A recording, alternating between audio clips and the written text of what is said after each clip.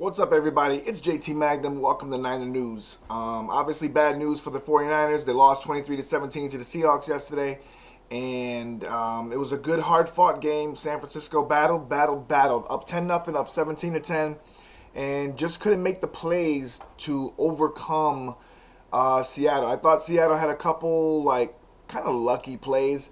That deep bomb to Baldwin was kind of just basically. I know I get it. Russell Wilson threw the ball, whatever, but it's just bad breakdowns and that Marshawn Lynch run, plus along with just some that offsides penalty that got the Jermaine Kearse touchdown. And I'm gonna critique everything real quick for you, best I can, best of what I believe. But San Fran played so hard enough to win and just couldn't come out with it. I still believe that if this game was anywhere else than Seattle, San Fran's the better team, and San Fran could beat Seattle on any given day. And I will put money on that one just because I think San Fran's the better team. I still think so. I think the defense is right there with Seattle's. I still think Seattle defenders hold a lot, and there was evidence of holding in that game yesterday. Richard Sherman got flagged for one. Byron Maxwell got away with one, even though Crabtree still made a catch. And yeah, that's that. But at the end, Colin Kaepernick did make some mistakes. He did fumble the ball. I mean, he's just trying to make a play. He had been running the ball and making plays with his feet all day, so I can't really fault him for that. I understand, it happens. On the other side, he threw two interceptions. One was really costly, that beginning one where he threw it to Cam Chancellor. I mean, the guy was right there, and he said he saw him. People say he can't read defenses. He said he saw him. He tried to put it over his head. That's just a play you can't do, and it's just a shame for him because he's trying out there, and he's giving it his all, but it just looks like he just tried to make a play. And then the second interception, of course, was in the end zone. The infamous Richard Sherman play now. And I'm not a fan of Richard Sherman. I respect him. I get him. I understand he thinks he's the best corner in the league and all this other stuff, and he's amazing. But to me, he's still a holder. He's still a grabber. He's a guy that can't accept the fact that he does grab, and he's been known to grab and grab and grab like crazy on on camera, on film, and that's what he does, and that's his game. He's perfected holding, and that's just what I've seen. I mean, that's just what I've seen. Period. I've watched all the Seattle games.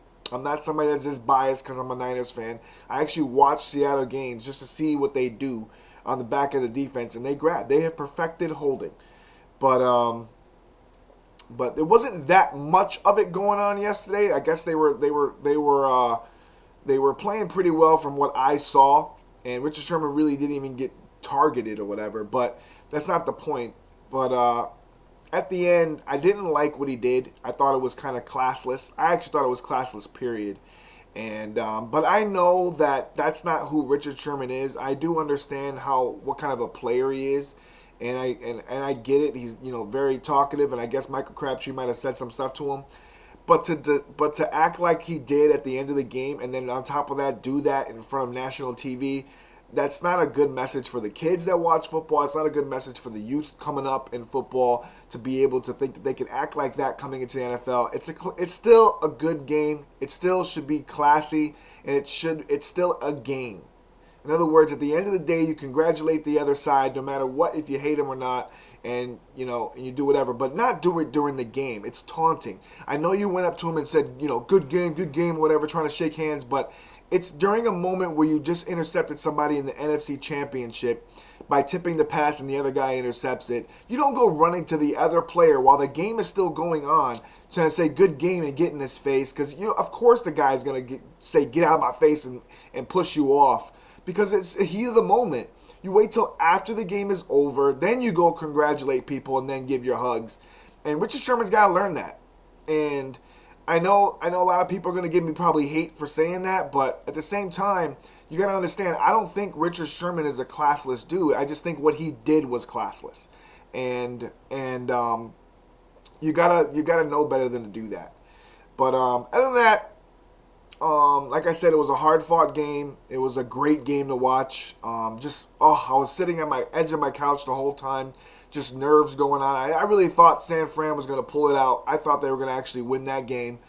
I felt it. I thought it was going to happen, and then that throw at the end of the game, and I was just like, oh, you got to be kidding me. So it's on until next year. Now free agent time and all this stuff's going on. I'm probably gonna root for the Broncos in the Super Bowl. I don't want Seattle to win the Super Bowl just because I'm just not a Seahawks fan. Regardless, I usually root for the NFC team, but in this case, I'm gonna root for Peyton Manning. So you know who I'm rooting for. Anyways, also moving on, Navarro Bowman and Michael Iupati got injured, and Navarro Bowman made a really great play on his injury, which was him stripping the ball of Jermaine Kearse, falling down on it, and I saw it. I actually saw it live. I saw him fall down with the ball, and I go, that's a fumble. And I was like, that's a fumble. He got the ball in his hand. And they called it for Seattle and said you can't review it. I hope the NFL reviews that play because it was horrible. And the refs missed a lot of plays. I mean, I think it went actually both ways. I mean, there was a call against Seattle for holding that wasn't a hold on the offensive lineman. And there was also a call where San Fran's guy jumped off sides, but they called Jermaine Kearse for offsides because he flinched. But it was after the San Fran guy moved. So I don't know. But there was a lot more calls for Seattle. I mean, they missed a chance with the punt. The guy ran into the punter, and should have been roughing the kicker because he actually ran into the plant foot, which clearly stated in the game. Those are the rules. It should have been roughing the kicker. Should have been a 15-yard penalty. San Fran should have got the ball. Seattle would never got the ball. That was a missed opportunity for San Fran again to score. There was obviously the Navarro Bowman play. There was a few other calls just blatantly missed. Some holds on Seattle secondary. And you got to wonder, and the Dante Whitner hit. I mean, the guy hit him with his shoulder. And they said it's a blow to the helmet. But he hit him with his shoulder. The NFL has to take these plays out of the game. I've been saying it all year. They got to stop. I mean, Dante Whitner's been flagged like 7 times. All 7 times he won his appeal, I believe.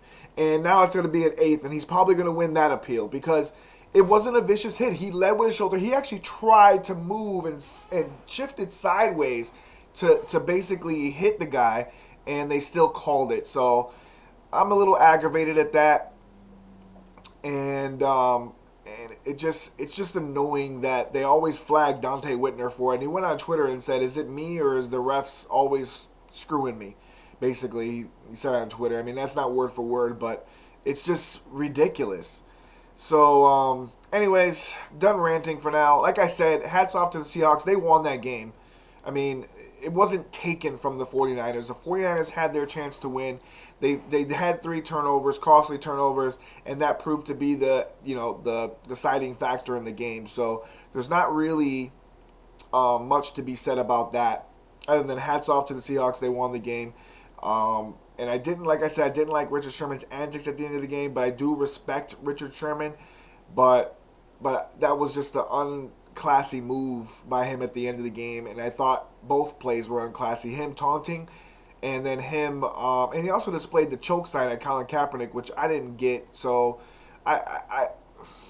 it's just, I think that's got to stop. Stuff like that needs to stop from him at the end of the game, and then expecting love at the end of the game when he does stuff like that. So, is what it is, and stay tuned for some more Niner news. I'm going to have all the free agent signings and everything coming up and all the other stuff. I'll probably make a new layout for this instead of you just seeing me sitting in front of my chair with my beams and all my stuff around me. I'm going to make something new so that way it looks a lot better, more presentable. And hopefully next year the Niners can get at it, go for another championship. Hopefully the quest for 6 continues next year. All right? So take care. JT Magnum signing out. Peace, y'all.